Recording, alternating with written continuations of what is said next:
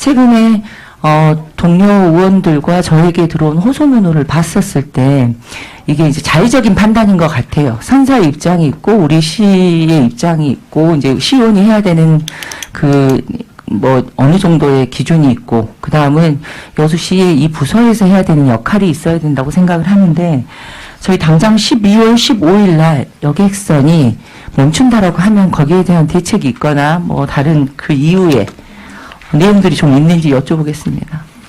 예, 지금 이제 선사 측에서는 12월 15일 날 뭐 여객선을 멈추겠다고 지금 하고 있는데요. 저희들이 지금 용선을 알아보고 있고요. 협약서의 그 관련해서는 이제 좀 자의적인 해석이 좀 짙다. 그래서 그때 당시 그 협약서를 만들고 그때 당시 이제 우리 선사 측과 또 우리 시가 이제 충분히 그 설명을 했고 그런 부분은 이 지급이 아니다. 그런 내용도 설명을 했다니까요. 이제 저희들이 이제 어느 정도 뭐 저희들이 이제 어느 정도 그 법적인 자문도 좀 받아놓은 상태고 이제 계속 선사 측에서 이럴 때는 뭐 3자 대면도 저희들이 한번 해보고 장기적으로는 이제 내년에는 꼭 그 용역을 해서요 공영제로 가는 그런 용역을 좀 할까 합니다. 그래서 이제 이런 좀 불안감을 좀 해소를 시켜보자 합니다. 용역에 대한 확실한 우리 여수시의 입장이 있습니까? 협약서에 관한 아니, 용역. 방금 말씀하신 대로. 네, 공영제는 저희들은 그럽니다. 지금 현재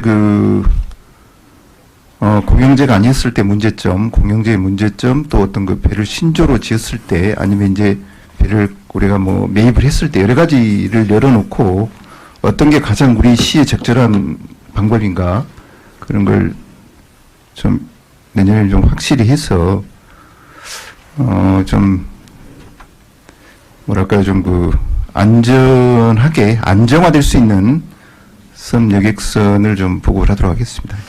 과장님 국장님 방금 서두에 이야기하신 용선에 대해서 좀 여쭤보겠습니다. 만약에 12월 15일 날 선사가 우리 그 용선을 해야 되는 조건들이 있잖아요. 그리고 네. 선사가 우리 여수시를 향해서 그런 계속선을 신조해서 왔었을 때는 협약된 내용이 있죠.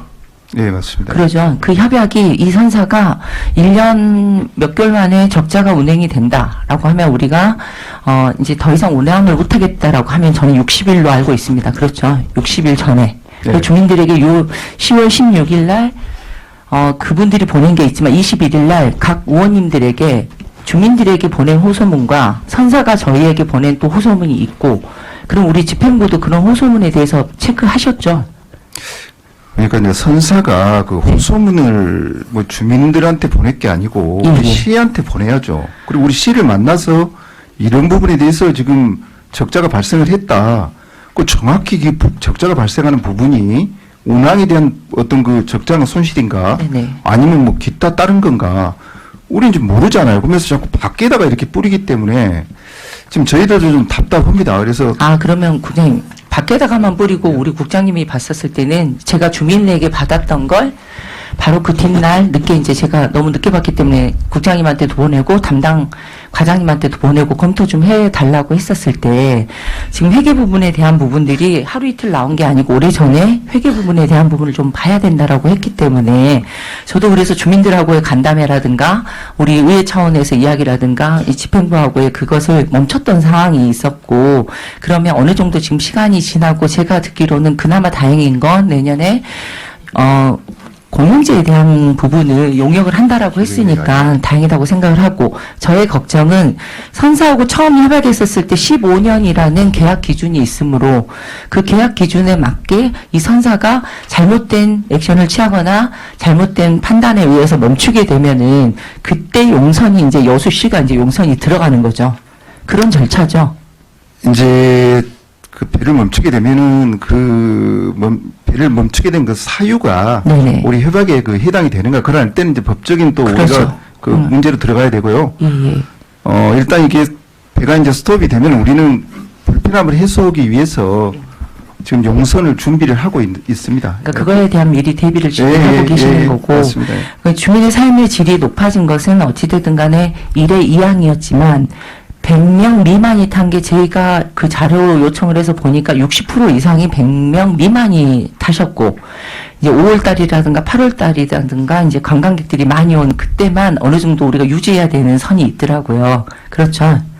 그럼 이제 주민들은 1항이냐 2항이냐에 따라서 이게 반복된 민원으로 될 수 있어서 제가 제안드리는 것은 국장님, 그래도 국장님께서 수산직으로서는 그래도 유일하게 모든 전반적인 내용들을 알고 있으니까 손사가 요구하는 것과 우리 여수시가 판단했던 것, 근데 그 중간에는 주민들의 피해가 없도록 최소화시켜 주시고 12월 15일 날 운항 정지가 아니고 어떤 방법으로라도 이거를 해석을 잘 해서 풀어주되 공영제로 가는 것은 전차적으로 해상교통기금과 해상재단을 만들어서라도 우리 시가 이게 검은도만의 문제가 아니고 연도도 또 똑같은 문제가 일어나고 있으니까 그걸 좀 적극적으로 검토해서 여수시가 좀 나갔으면 하는 바람으로 말씀드립니다. 네. 그건 똑같이 공감하고 계시는 내용이죠? 알겠습니다. 다음 주에 그 대표를 일단 이제 네네. 좀 만나기로 했으니까요. 예, 예. 네, 그때 이제 좀 저희들이 쟁점화된 거 또 네. 해석이 조금 그 애매했던 부분을 그 옛날에 이렇게 전부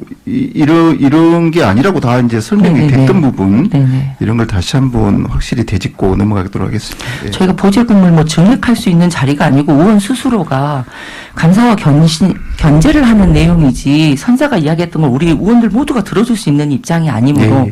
여수시와 빠른 판단을 위해서 도소민이 발이 묶이는 일이 없도록 부탁드리겠습니다. 그렇게 하겠습니다. 예. 이상입니다. 예. 공영제 이야기가 거의 이게 어느 시기가 되면 나와요. 예. 예. 그렇죠. 예. 선거가 다가온 것 같습니다. 제가 봐도. 요 공영제는 시장이 결심했으면 돼요. 아시다시피 검은도 그다음에 뭐 과거도 백령도 우리 데이터 뽑아왔지 않습니까? 예, 예. 근데 주어진 문제를 것을 보는 게 아니라 본질을 봐야 될 거 아닙니까? 그걸 잘 파악하셔가지고 파악해 주십시오. 그렇게 하겠습니다.